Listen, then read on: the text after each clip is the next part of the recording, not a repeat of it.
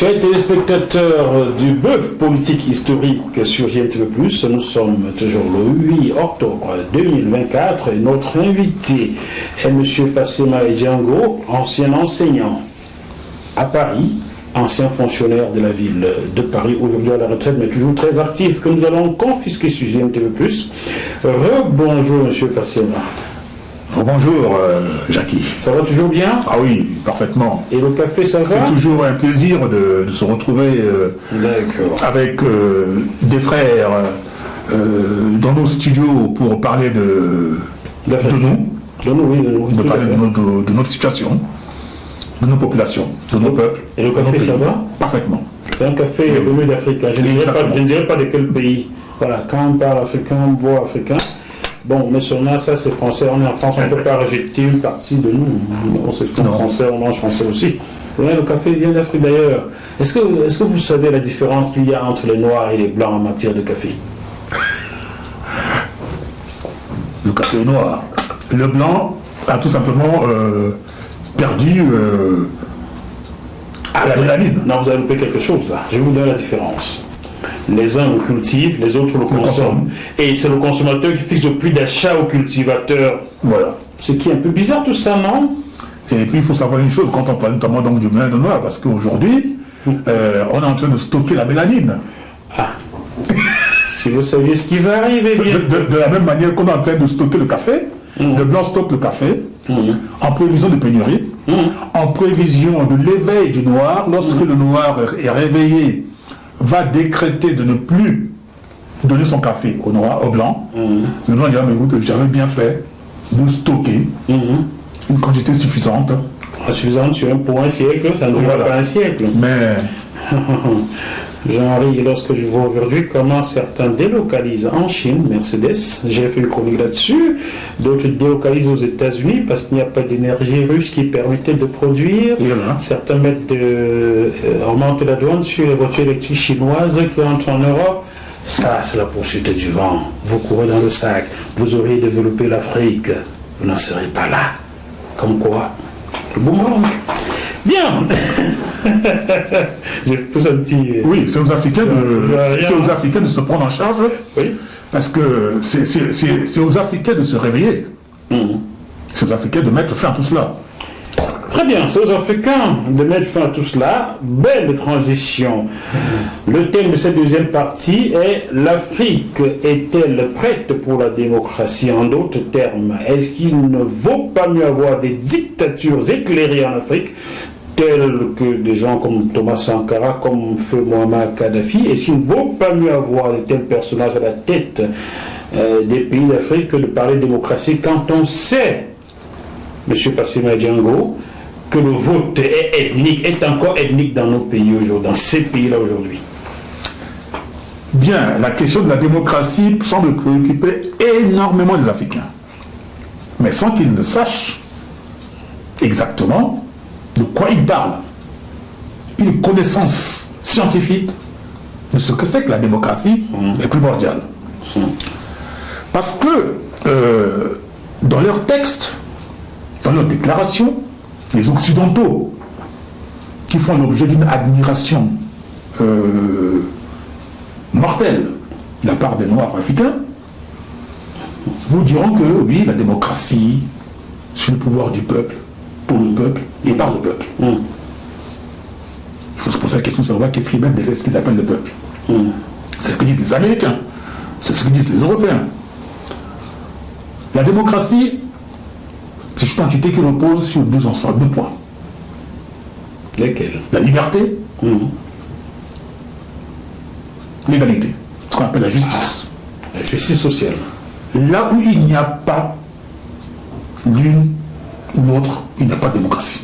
Il faut prendre d'abord la liberté. Dans les pays occidentaux, ils parlent de liberté. Les Occidentaux eux-mêmes considèrent que la liberté en question est fictive. On vous dit, vous avez la liberté d'aller et venir. Vous êtes en France, ceux qui sont en France là-bas, vous êtes libre de partir de Paris à Marseille, comme vous voulez. Eh bien, vous avez les moyens d'aller à Marseille et de revenir. Moi, j'en ai pas. Donc, vous n'avez pas eu partie de la liberté. Mais je suis quand même libre d'aller à Marseille et venir comme je veux. Mais vous n'avez pas les moyens. Mais je n'ai pas les moyens. Donc, vous n'avez pas la liberté financière. Eh bien, voilà ce que c'est que la liberté. Dans le modèle qu'ils avancent. Oui. Mais l'égalité, ou la justice, qui est le deuxième point, le deuxième principe fondamental De la de démocratie. ce qu'on appelle la démocratie, de la même manière, j'ai le droit d'aller à Marseille et revenir. Vous aussi, vous avez le droit d'aller à Marseille et revenir.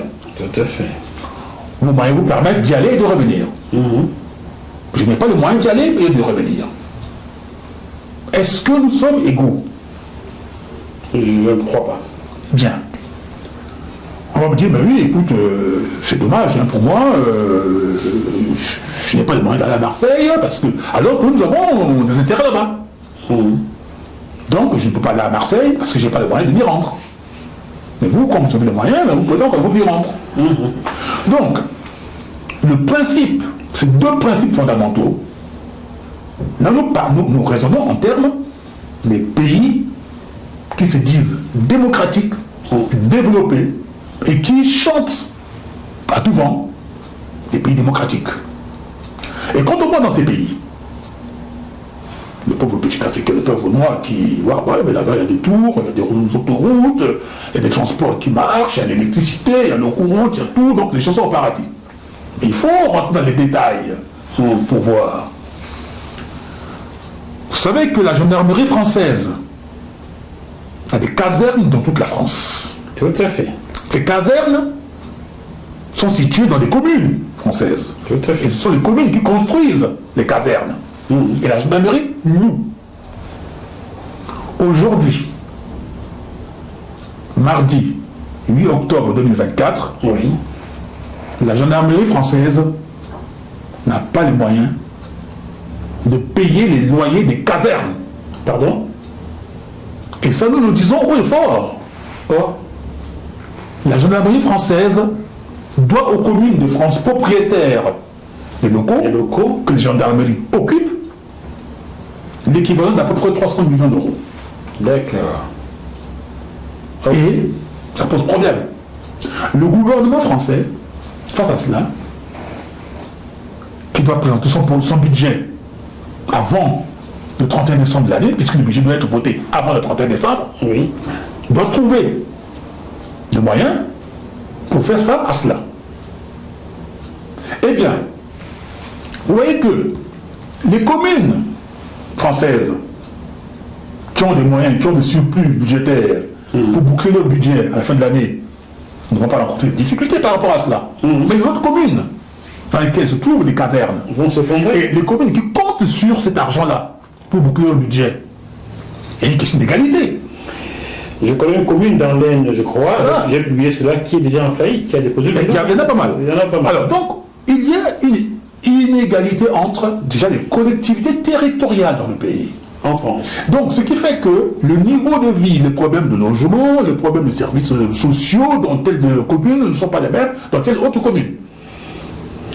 On ne peut pas parler de démocratie à partir du moment où Il n'y a pas le d'égalité. principe même de justice sociale, donc d'égalité, n'est pas respecté de manière équitable sur Sur le le plan territoire national. national. Et il est écrit quoi sur les frontons de nos bâtiments officiels là? Liberté, égalité, fraternité. Liberté, égalité. Les deux principes. Liberté, égalité. Voilà. Donc il n'y a pas d'égalité. Nous pouvons donc multiplier les exemples. Donc dans ces pays-là, et nous prenons le cas des États-Unis d'Amérique. Voilà. Voilà un pays où il n'y a que deux formations politiques qui se succèdent au pouvoir. Allez chercher dans les institutions américaines. Vous avez le Congrès qui est constitué du Sénat et de la Chambre des représentants. La Chambre des représentants, C'est les c'est députés, l'ensemble. les députés. Voilà, ce sont les députés qui représentent les États fédérés. Et le Sénat, qui représente donc le peuple, enfin donc les différentes composantes de la société américaine. Allez voir dans ces deux chambres.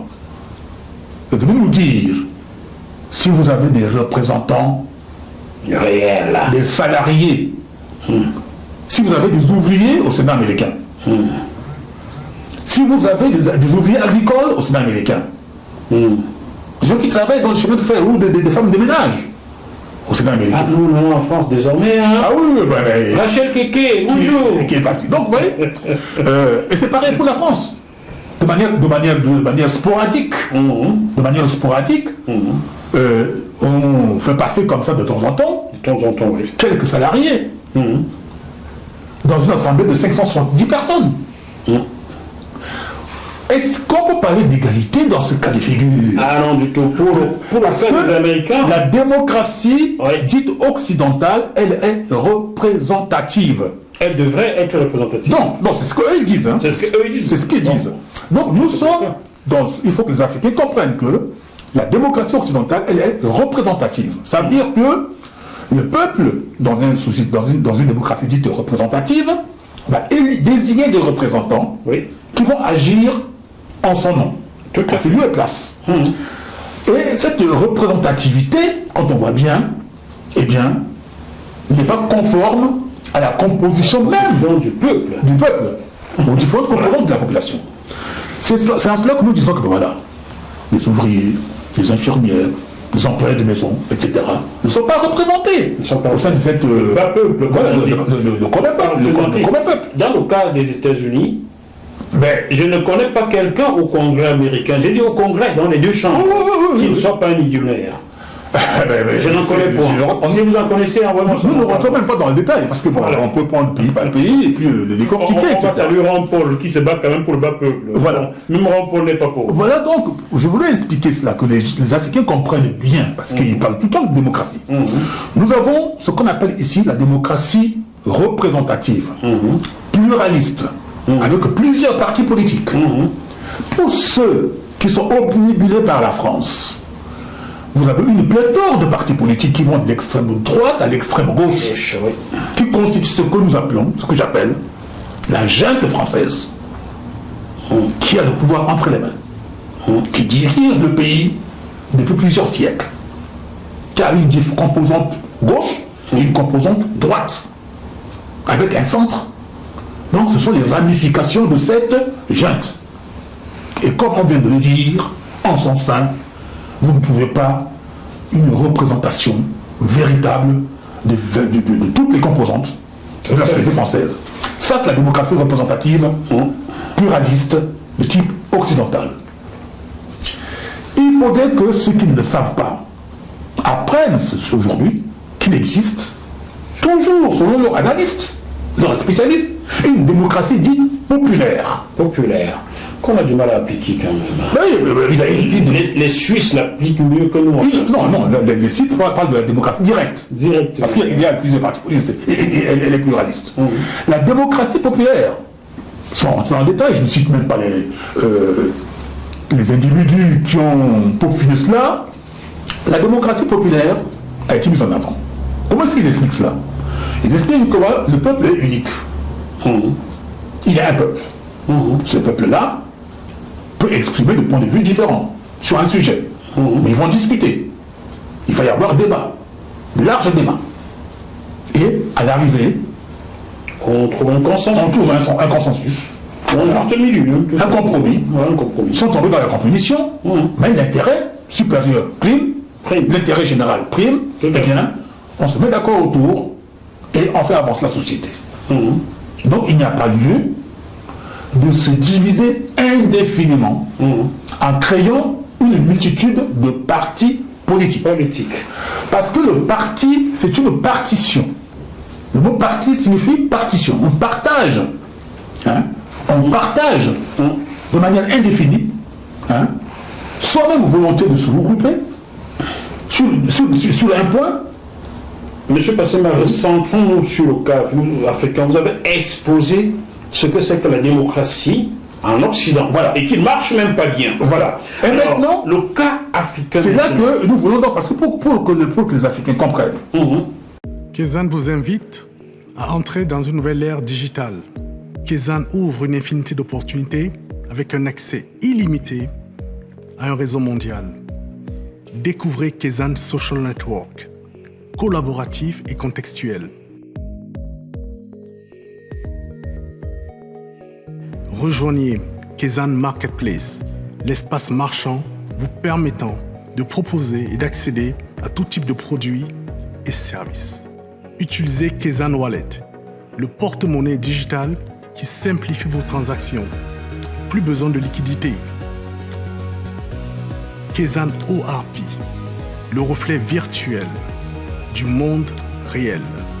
Une technologie brevetée, une super app pour gérer facilement et organiser tous les aspects de votre vie professionnelle, personnelle et familiale. Kezan est une véritable révolution digitale visionnaire, avec la promesse d'une vie plus sûre, avec plus de temps et plus de moyens pour en profiter. Kezan réinvente votre monde. Ça fait partie de là où Voilà. le mot démocratie. Pour que les Africains Qui est un comprennent. mot grec d'ailleurs. Hein. Voilà, là, parce que bon, là, je vais en venir pour Et préciser bon. ce que l'origine du mot. La démocratie n'est pas née en Occident. Ni en Orient. Ils l'ont La pris en démocratie Égypte. est née en Afrique. Ils l'ont pris en Égypte. Ce sont les femmes africaines. Je précise pour les Africains qui comprennent que le royaume de Couche, le royaume qui est au sud de l'Égypte, avant la naissance même, avant la constitution de l'Égypte dite pharaonique, baptisée comme telle par les Grecs, eh bien, les Africains qui se sont constitués, et à la 25e dynastie qui a géré l'Égypte, il y avait une dynastie féminine, africaine, qui a régné pendant longtemps à la tête de l'empire, enfin du royaume de Couche, ce qu'ils appellent le royaume de Couche, que nous autres nous appelons dans la langue africaine le royaume de Koché. Ils disent que le royaume de Couche et que les habitants seraient des Kochites. Nous disons non, pas des Kochites, nous disons Koché. Ces femmes, les Candaces, ce sont des reines qui ont régné à la tête de ce royaume-là. Tout à fait. Qui ont expérimenté un modèle de gouvernement qu'on va appeler la démocratie. En ce temps-là, en Europe, il n'y avait pas d'État constitué. Du tout. C'était encore les mégalithes, même les Celtes, On dormait encore dans les grottes là. les Francs Les Francs. n'étaient pas encore arrivés. On va arriver là-dessus. Donc il faut voir que la démocratie à laquelle sont étroitement attachés les Africains, qui regardent systématiquement du côté la démocratie occidentale, doivent comprendre que c'est une invention de ces femmes africaines, nord-africaines, qui ont cédé au reste de l'humanité. Qui était noir, hein. Les femmes nord-africaines, L'Égypte n'a pas de peau claire. Hein. pas l'Afrique, là c'est l'Afrique, l'Égypte occupée. L'Égypte occupée, enfin envahie et occupée, qui demeure jusqu'aujourd'hui occupée par des populations venues d'ailleurs. Donc, cette conception, cette approche de la démocratie, c'est pour ça que je voulais préciser que la démocratie occidentale, en face, il y a une démocratie populaire. Que les Africains doivent comprendre cela, avant d'arriver à la question de savoir est-ce que la démocratie correspond en Afrique. De quelle démocratie s'agit? Est-ce la démocratie pluraliste, telle qu'on le voit en Occident, que les Africains veulent absolument transposer dans les pays africains, et c'est cette démocratie-là, qui d'ailleurs ne marche pas en Occident, puisque elle est constamment et en permanence remise en cause. Oui. Tout ce que les Occidentaux connaissent. Tout à fait. On le voit en France, les peuples français ont voté. On votait à gauche. Mais c'est mon ami de droite qui est Et, voilà, et même l'extrême droite qui va en avant, qui en avance par rapport à... C'est même l'extrême droite qui dirige la France aujourd'hui. Voilà, il faut le dire. par rapport à la droite classique, une droite classique qui est réduite à sa portion congrue. Cette droite classique, complètement annihilée, Explosé. qui aujourd'hui dirige la France, alors que elle a été désavouée dans les urnes, avec un chef d'État illusoire, qui est illégitime parce qu'il a été élu par une minorité de Français.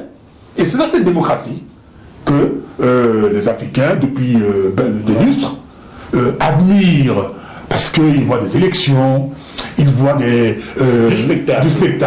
Eh bien, ils sont attachés à cela, ils veulent absolument que ça soit transposé en Afrique. Bien sûr, on a vu depuis les années 60, avec ces indépendances virtuelles, ces mécanismes d'affrontement, de contestation des élections, et ça, ils aiment bien ça, se retrouver, s'insulter, se rentrer dedans, de manifester parce qu'ils trouvent que non, leur volonté n'a pas été respectée. Mais en Occident même, ça se pose, ce même problème. C'est là que, de l'autre côté, Nous prenons le cas de la Chine. Bah oui. La Chine qui est vilipendée par l'Occident. Oui. On vous dit que oui, c'est pas un pays démocratique. Les Chinois disent que... Vous allez être surpris car c'était prévu. Le cas de la Chine. Les Chinois... C'était prévu. Voilà. Donc, vous êtes bien dans mon conducteur. Les Chinois disent qu'ils sont une société démocratique. Mhm. La démocratie chinoise est de type populaire. Mhm. Elle n'est pas de type représentatif et pluraliste. Mhm.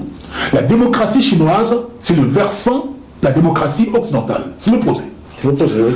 Pour ceux qui vont dans les instituts d'études politiques, dans ces univers de formatage qu'on appelle des universités, qui ne dispensent pas forcément les bons enseignements, eh bien, certains de ces auteurs, depuis ce que d'aucuns se gargarisent, se tapent la poitrine pour parler de siècles dits de lumière, alors que la lumière est venue de chez nous, eh bien, écrivent, on dit voilà, notamment la démocratie populaire, la démocratie directe, etc.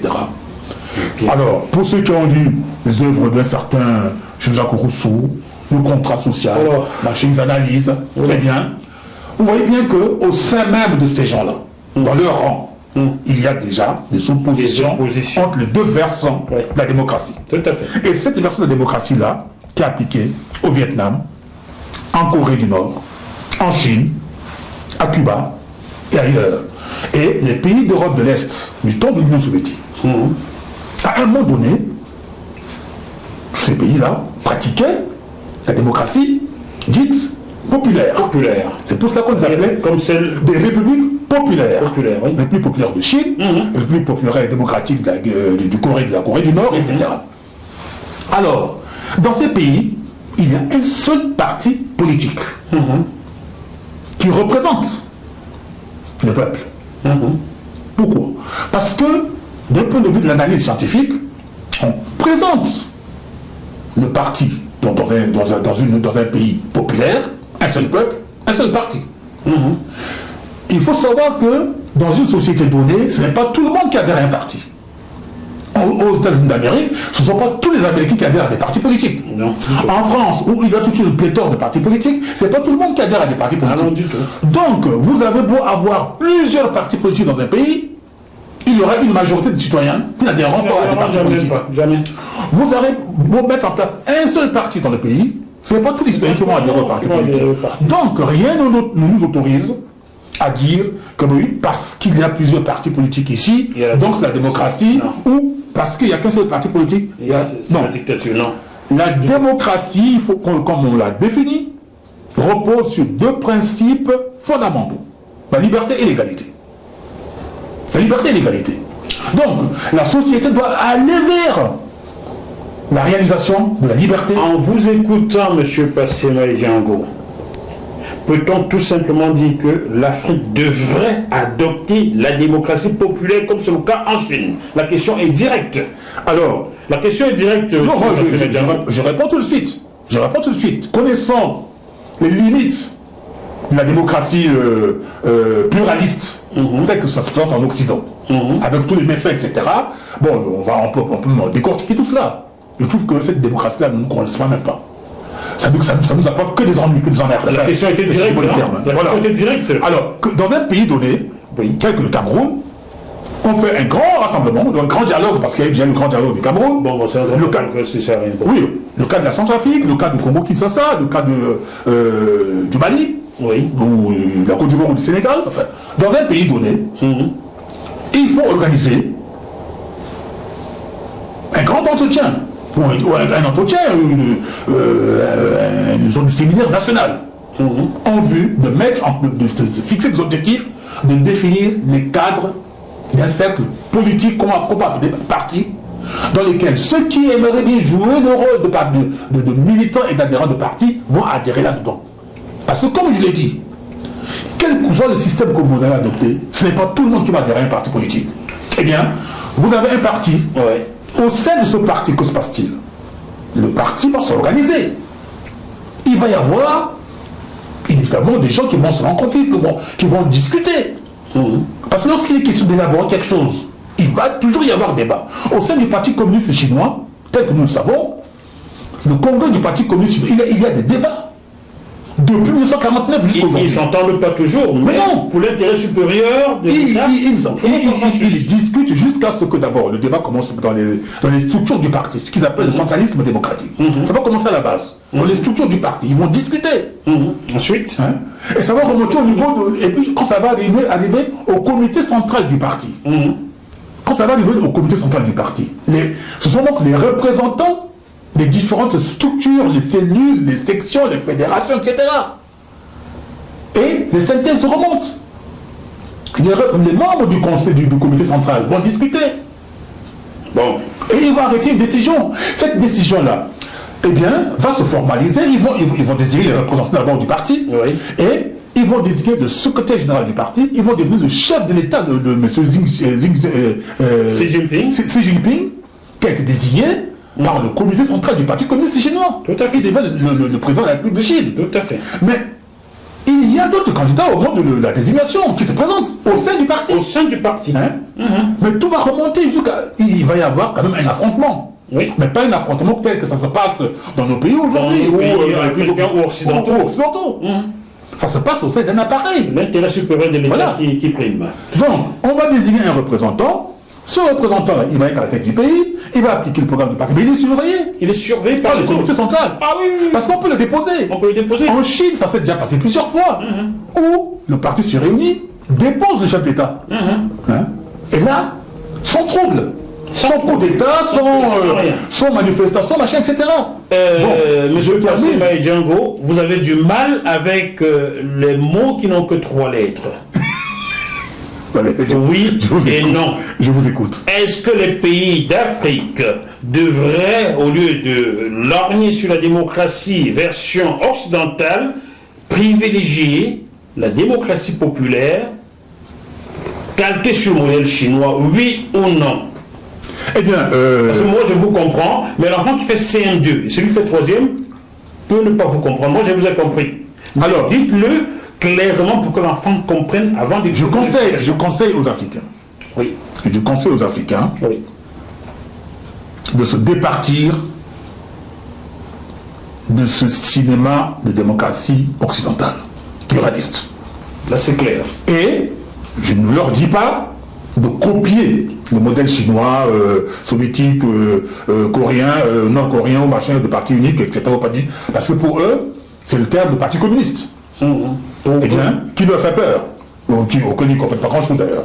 Bon, Oui. alors, je ne leur dis pas de copier ce système-là, mais d'évoluer, puisque ce terme parti politique demeure, eh bien, d'aller vers la mise en place De ce type de fonctionnement. de fonctionnement Voilà. des partis uniques.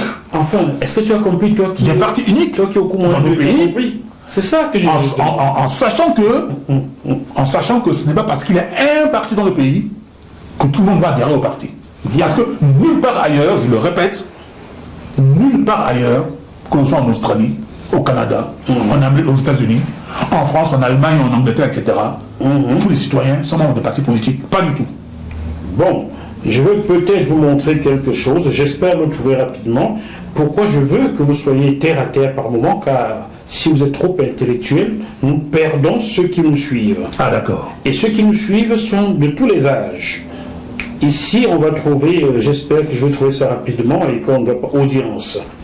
Vous allez voir que des enfants, regardez, les âges de ceux qui suivent JMTV+, ceux de 13 à 17 ans sont 0,1%, ceux de 18 à 24 ans sont 4,9%, D'accord. les 25-64 ans sont 18,6%, les 35-44 ans sont 20,6%, les 45-54 ans sont 24%. Vous voyez que tout, Donc, même des enfants de 13 ans suivent JMTV+.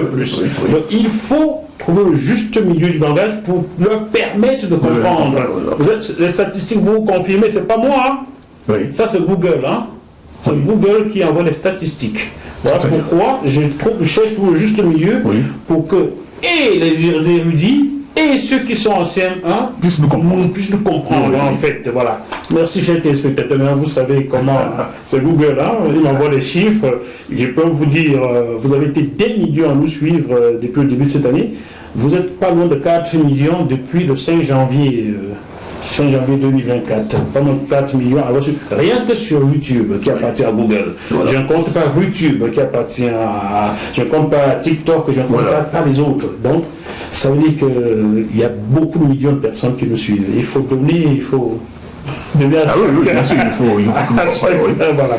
Et merci à vous de nous faire confiance, car cette chaîne est restée fermée 2 ans, 2 mois, du lundi 8 novembre 2021 au vendredi 5 janvier 2024.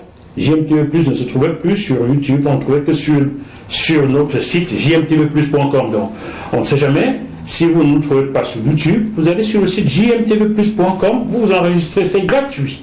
Voilà, donc il y a eu des petits malins politiques qui ont tout fait pour fermer JMTV+, qui les dérangeait un peu. Nous sommes un peu qualifiés d'un peu subversifs, parce que nous invitons des gens comme vous. Non, nous ne sommes pas des... Il n'y a pas de subversion. Parce qu'en la matière, nous sommes des connaissants, des sachants. C'est comme ça que nous nous définissons. Parce que les connaissances, les savoirs sont les seuls éléments qui permettent et qui vont permettre à l'humanité de vivre en harmonie, de connaître l'harmonie parmi ses membres et de dépasser les clivages, de dépasser les discriminations, les intolérances. Tant que les connaissances de l'univers ne sont pas maîtrisés par les individus, les personnes, les êtres humains qui vivent dans cet univers-là, il y a toujours des dérives vers des croyances stupides, des croyances intolérantes, qui vont amener les uns et les unes à des affrontements inutiles. Monsieur Passema Django, pour que les gens vous connaissent mieux, pouvez-vous nous dire où est-ce que vous avez vraiment enseigné? Pas ne citez pas le nom des collèges, on n'a pas besoin, ou des lycées. Oui, ça, il n'y a pas de Vous avez enseigné à tel niveau, j'ai fait tout l'enseignement à l'Académie des Créteil. J'ai commencé dans les années 80, 83, 84, année scolaire 83, 84, au lycée Gérard de Nerval à Noisiel, dans le 77 en Seine-et-Marne.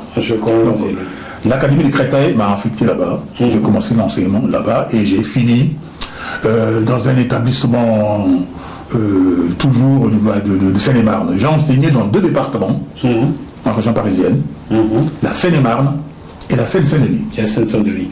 Vous avez été ensuite fonctionnaire de la ville de Paris. Quel poste occupiez-vous? Alors, du ministère de l'Éducation nationale, je suis passé à l'administration générale. L'administration générale, je suis rentré à la ville de Paris. À la ville de Paris, j'ai commencé à la direction du développement économique, de l'enseignement, la direction du développement économique, de l'enseignement supérieur. Ensuite, la direction de l'action sociale de l'enfance et de la santé. Et enfin, la direction du logement et de l'habitat. En précisant que la ville de Paris est une entité qui regroupe 50 000 fonctionnaires, 23 directions, parmi lesquelles j'ai servi dans 3 directions que j'ai énumérées. Vous avez été directeur de 3 entités, c'est ce que je comprends? Non, pas 3, donc j'ai changé de direction. Changé de direction. Je suis passé de la direction du développement économique, de l'emploi et de l'enseignement supérieur. Vous étiez directeur de... C'est bien ce que je comprends, parce qu'on peut travailler à la direction sans être directeur. Je ne suis pas directeur de la direction. Vous n'êtes pas directeur, d'accord. Ça, je comprends mieux. J'étais un cadre de la direction. Cadre de la direction, très bien, c'est ce que je veux comprendre. J'étais un cadre de la direction du développement économique, de l'emploi et de la santé et de l'enseignement supérieur. Ensuite, je suis passé à la direction de la santé et de l'enfance. Ensuite, je suis passé à la direction du logement et de l'habitat. Très bien. Donc c'est pour vous permettre, chers téléspectateurs, de situer notre invité. C'est pour vous permettre de mesurer sa légitimité sur les questions qu'il évoque. Il a été enseignant en France, il a travaillé comme fonctionnaire en France. On appelle ça grand fonctionnaire ou pas? Oui, nous sommes des fonctionnaires parce qu'il faut que Les grands fonctionnaires, parce qu'il y a fonctionnaires et grands fonctionnaires. Alors, il faut... bon, nous sommes des cadres.